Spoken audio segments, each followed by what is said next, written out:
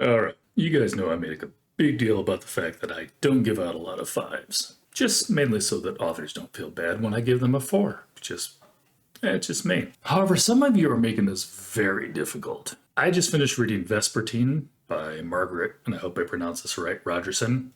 She'll yell at me later if I didn't. And as I started this book, I'm thinking, okay, this one's going to be a good four, 4.5.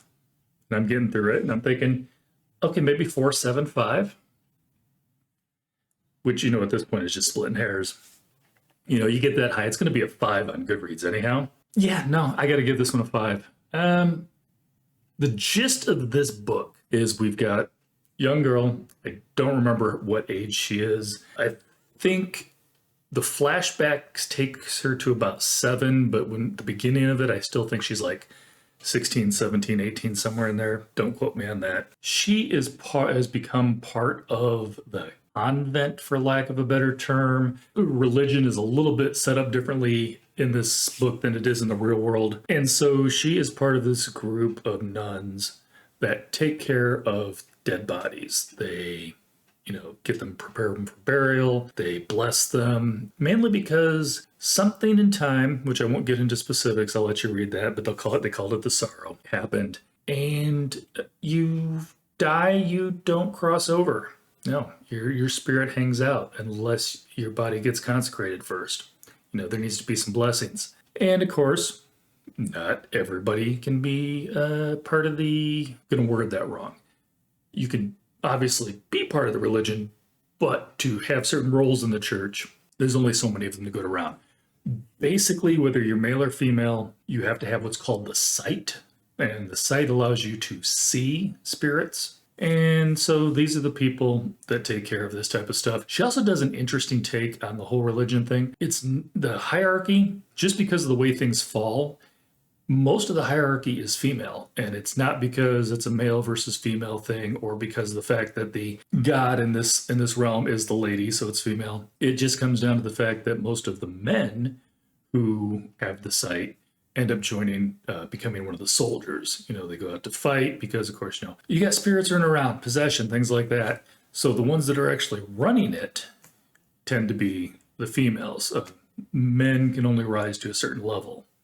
And again, it's never brought up where it's like a misinterest type of relationship. It's just, if you're a guy, you're more likely a soldier. You're not, you're not going up the ranks of the hierarchy in the church. And she handles that really well. It's one of those things where like I said, you never feel like it's misinterest. That's just how things tend to come out. But things happen as they do, and all of a sudden, this girl who never wants anything more than she just wants to stay here. She likes working with the dead people. She's not so good with the alive people. Some of you introverts out in the audience, you know how that feels. But this is what she wants to do with her life. However, things come to a head, and she ends up kind of being thrust into the spotlight. And she ends up in a situation where she ends up having to deal with one of the hierarchies. There's a hierarchy among the spirits as well. First order, second order, third order, fourth order, fifth order. The lowest order is like the people, young children who died. I believe they are, you know what? Hold that thought.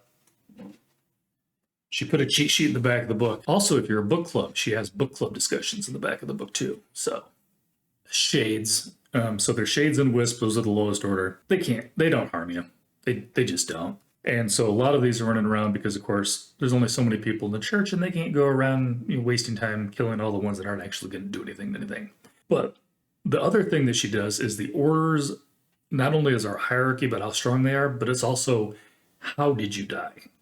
For instance, Gaunts, you died by famine. These are part of the second order. Frostfane, you died by exposure to the elements. Undine, you died by drowning. Ashgrim, you died by fire. And I'm not going to go over all of them. But like I said, there is a hierarchy among the spirits. And the fifth order is the Revenants. These are the strongest. As far as we know, there's only 7 that have ever been created. They're actually, named. They're not just random. And she ends up having to work with one of these Revenants to actually battle against the bad guys. And this is where I would tell you, she does such a good job with these characters. A lesser author, I think, especially among the Revenants. I won't tell you his name. I remember it begins with an R. Probably can't pronounce it. but he's in there. And like I said, a lesser author would have gone one of two ways. He's either the evil revenant, working against his will to deal with this nun, or he's in there for comic relief. And she combines them so perfectly that it never really feels disjointed or against his nature. He definitely has some sarcasm, but he's got everything. I mean, he goes through the whole range of emotions: hate, fear, you name it. Again, obviously, the Revenants were people at one time, but he's been a Revenant for the spirits themselves don't really have a gender. They left the physical world, but name and everything else, he definitely feels like a he. Anyhow, but she just writes him perfectly.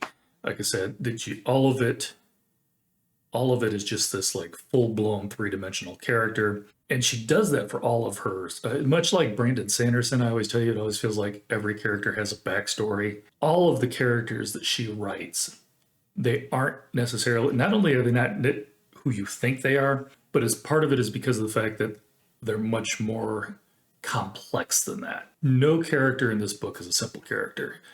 No character is a one-issue character, like they're just here to fill this one particular role. And like she writes it beautifully for a fantasy that does not have a dragon in it, which is usually required, to be a five-star fantasy. She manages to pull it off. Like I said, the world that she's built here. Do we have some questions that go unanswered? Yes. However, there's supposed to be a book 2. I'm assuming there's supposed to be a book 2. We don't know yet. This book came out in 2021. She has written one book since then, which was a novella that connected to a previous series. But I really feel like she's going to be coming back to Vespertine at some point. And so, obviously, you can't answer everything. If you're going to write more than one book, you got to leave something for people to come back to. But yes, I am totally looking forward to see where Vespertine goes from here. There's so many things I can't say without giving it away. And like I said, this book's only a couple years old. I definitely want you to read this. If you see this before February 8th, 2024 at 7 p.m. Central, I will be talking to Margaret that night. We're going to be streaming live on YouTube, youtube.com/@Gryftkin, Gryftkin. Put a little, actually I'll probably put it over there. Put a little blob up there so you can actually read it. I didn't think I was going to have another 5-star review this soon after The Famine Witch, but I did. All right. I promise. I'm not just handing out 5s left and right, but Margaret made it impossible for me not to give this a 5. All right. I think that like when I was reading this, there was probably a ton of other thoughts in my head. I can't think of them now. I really need to start writing stuff down while I'm reading. But yeah, you will not go wrong picking up this book. Cover art is gorgeous. I don't know why there's the raven is white. I'm assuming that's something that's going to be coming, knowledge coming in the future. I don't know of a lot of white ravens. I could be wrong, other than making him really easy to spot when you need to. But even the horse in this book is just a delight. Check it out. That's all I got. Happy reading.